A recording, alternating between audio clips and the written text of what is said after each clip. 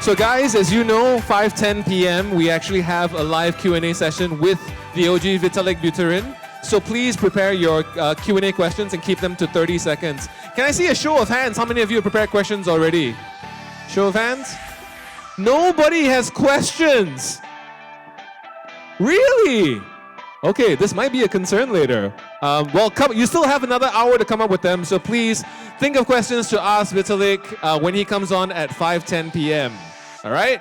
Up next, we have actually one of our sponsors, so thank you very much, Worldcoin, our gold sponsor for ETHKL24. Ladies and gentlemen, please give a round of applause for Managing Director of Worldcoin Europe, Fabian Bodensteiner, to talk about Prepare Humanity for the Age of AI.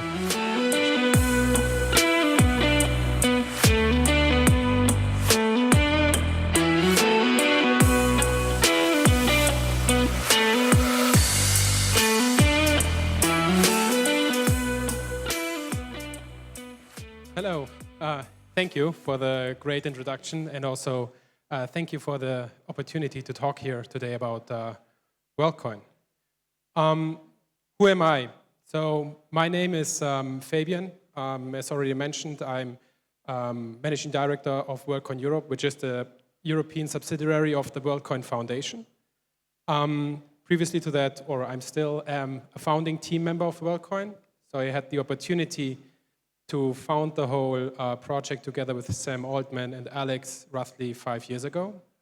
And I'm personally from Germany. My background is electrical engineering, so I was owning over the last couple of years hardware engineering of this device, global manufacturing. Prepare Humanity for AI is the title of today's presentation, and I want to talk you through why this is at the core of Worldcoin's mission and how we tackle that. But let's maybe start by defining the problem or the challenge that we're addressing. I think when we look at like recent developments that are happening in the field of AI, there are for sure a lot of opportunities and there are a lot of challenges. And I think there are a lot of parallels to when cars replaced horses, like in the early 1900s, when a lot of people were concerned that this eliminates too many jobs. But I think overall, introducing the car to society also kind of brought a lot of opportunity. Today, with like those developments, I think what you see with those new technologies is a major productivity boost. I was able to create those 4 images within like 20, 30 seconds, and by typing in a prompt previously, it would maybe have taken me like months, right? At the same time, challenges that come with this technology is that it will be harder and harder for us to distinguish what kind of agents on the web are humans and what agents on the web are artificials, what social profiles are real humans and what social profiles are completely made up. And this will impact a lot of aspects of existing business models, existing platforms. And one example that I brought here is the example of the business model of YouTube. A lot of you might be familiar with how it works. You as a creator, you get like a certain revenue share. YouTube is very generous. I think they're still well in the 40% of their revenue that they're sharing with the creators. But those kind of platforms will have major challenges in the future if they cannot differentiate what part of the traffic is legit and what part of the traffic is made up, even though those profiles and behaviors might look perfectly human. And at the moment, those platforms can only tackle this issue or similar products by saving more and more data on their users, by KYCing more and more people, just to kind of get like a better understanding what fraction of the users is like real versus made up traffic. And that is something that Sam and Alex like 5 years ago already kind of saw coming, that if we don't work on a different technology, large companies will be forced to get your passport information literally for every small business model just to make sure that the fraud is under control. And we don't think that this is like the way it should be. So that is what we set course for over the last like 5 years. Or what Sam gave us as a task is that we should develop the largest identity and financial network on the planet, where it is, while it's not relying on government-issued IDs. It is not actually an identity system. It's a digital proof that you are a unique human being that you can then use to prove to platforms that this is the first time you create an account, or this is the first time you claim an offer, or is this the first time that you vote? And why are we not relying on government-issued IDs for this uniqueness signal? It's just because he also said we should be as inclusive as possible. Nearly 1 billion people on the planet don't even have government-issued IDs, and they are well in between. They're like a lot of different qualities as well. And this is what we call, this whole network, we call World ID. That is the underlying identity protocol that we started roughly 5 years ago. So this is the foundation of everything that we are doing.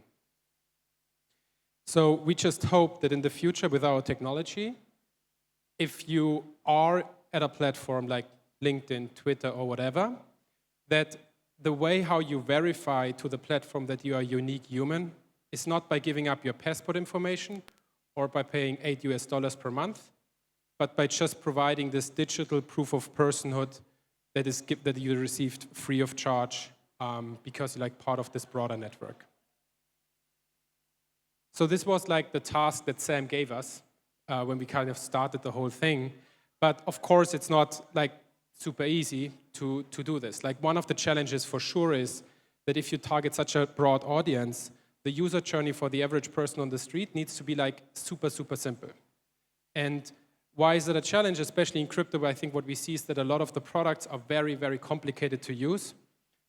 So we really started with the user journey. The user journey as of today, and it's actually exciting because we recently launched Malaysia as well. So as of today, or a couple of weeks ago, you can download World App from the local app store. This is our application. You then then need to show up one time at a verification point. There's one 8 kilometers from here, for example, in a mall, where you show up and look for one time into one of those devices. By that, you verify that you're actually doing this for the very first time.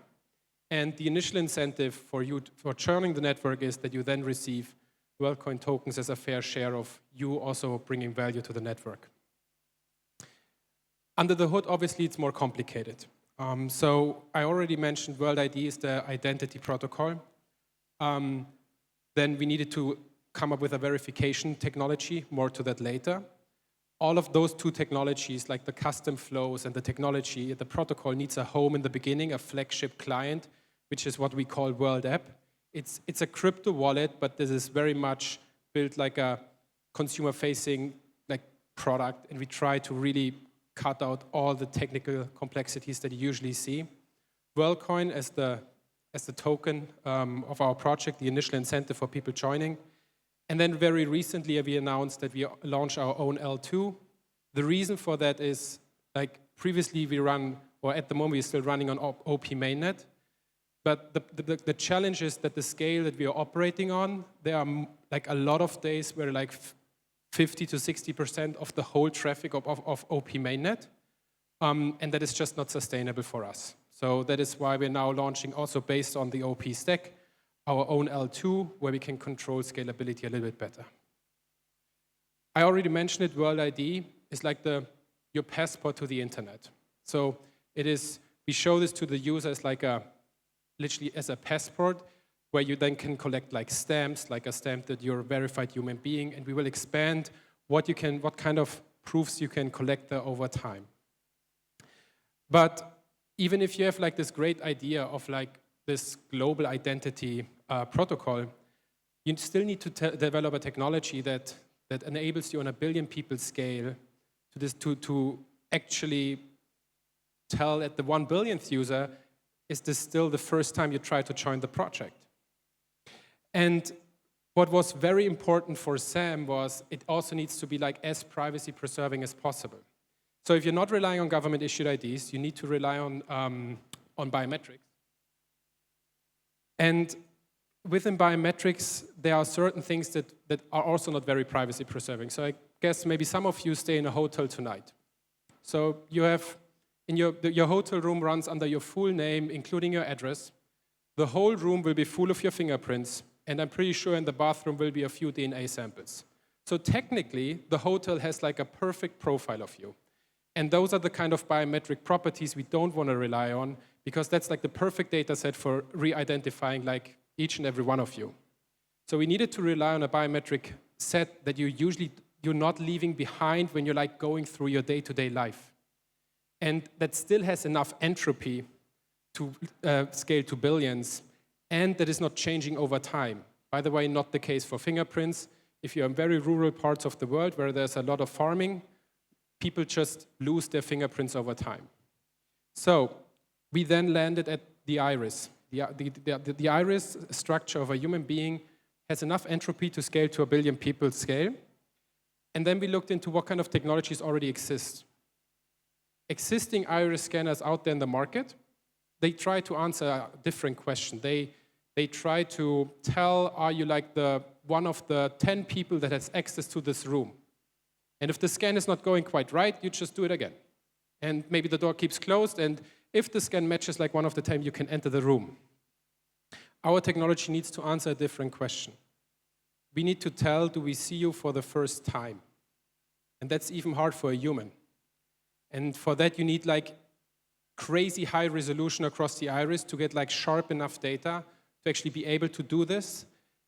And if you're privacy preserving, all of that computation needs to happen locally. And as of today, how this works is we capture like 2 images of the iris. It will be locally encrypted with a user-given key. Then it will be split in multiple pieces. Those multiple pieces will be sent to multiple independent parties, non-profit organizations. Test. To multiple non-profit organizations, and then those snippets will be compared within those buckets. So even if like one party kind of gets exposed, there's never the full iris code exposed. Yeah, so there's not a single bucket of iris codes. But this whole technical architecture needs to be there, otherwise it's impossible for you to comply with GDPR. And it needs to be easy to operate. So most iris scanners that you see out there look very surgical. They look like super complicated to operate. We want to scale to billions of people. That means we have like hundreds of thousands of operators. We cannot train everyone in a way that like a complicated device would require. So it needs to feel and be used like a consumer device. And it needs to have like a certain distinguished like form factor. Maybe one thing, like why is this like a chrome sphere? Like me as a German engineer, when I joined the project, I said, let's make it like a black box. It's cheap to manufacture and much easier to engineer as well. But what especially Sam's and Alex's opinion was, and it's very true, is if you're at the beginning, you don't have a strong brand, you need to take the opportunity where you can own a color and the shape. And there was no other company on the planet that was crazy enough to build a technical product in a spherical shape with chrome as outside color. And that gave us like this very unique opportunity that as soon as you see a chrome orb now in most cities, you think Worldcoin.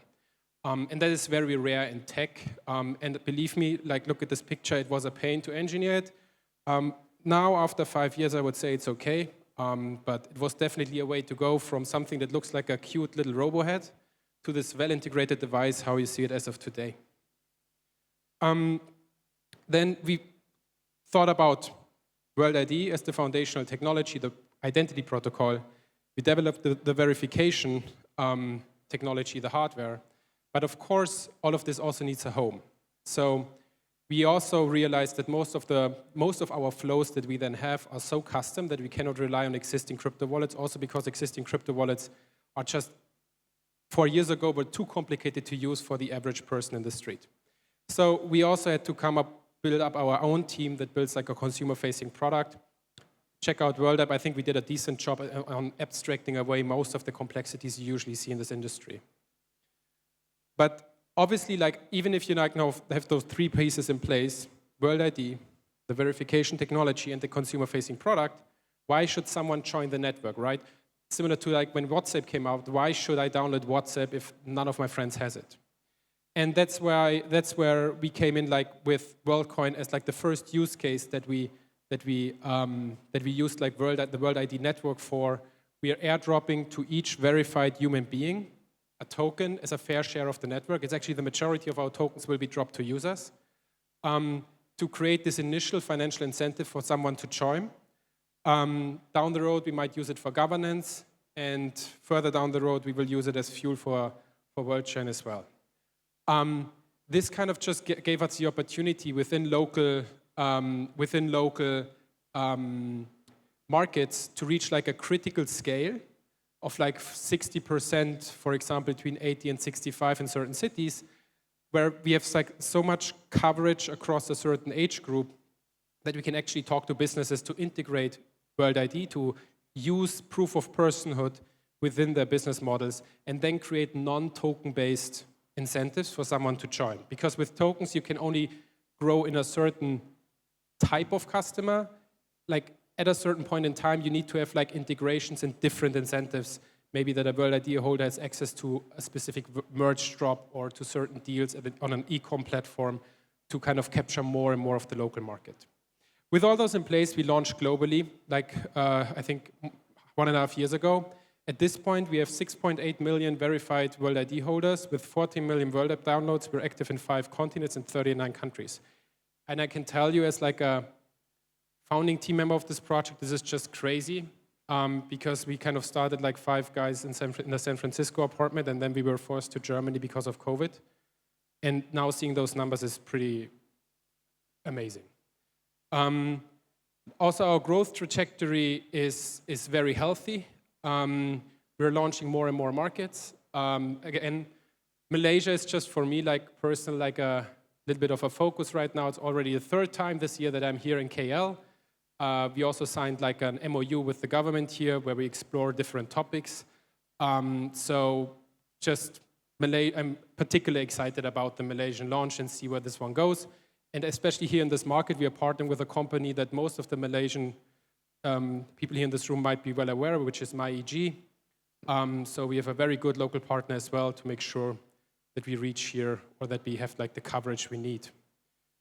And as we then, this is just our ongoing kind of like operations, especially in Asia and LATAM, opening more and more of those countries, exploring local business models, seeing how we can take partnerships to the next level. And just to wrap it up, prepare humanity for AI for us is to come up with a technology that businesses can use as an alternative to KYCing everyone, to kind of save more and more data on their users, but to rely on something that does not have the name, does not have the age, does not have like the nationality, but they can maybe still decrease the fraud on their platform. And one more thing, like what I've talked today about is like the Worldcoin until now. So next week, there is actually like a very, very big online and in-person event. Check out live.worldcoin.org, where Alex, our CEO, and Sam will give like and like the whole founding team will give updates to very different topics. But we will announce a lot of changes and exciting announcements related to the hardware, but also how we see identity moving forward. And it will not be just Worldcoin and orbs and whatnot, but there will be a lot of things added to our scope. So tune in, it will be all live streamed, or if you're in San Francisco, apply that you can be in person. It will be very exciting. So thank you for your attention. A round of applause for Fabian Bodensteiner, Managing Director of Worldcoin Europe. Thank you so much for that insight.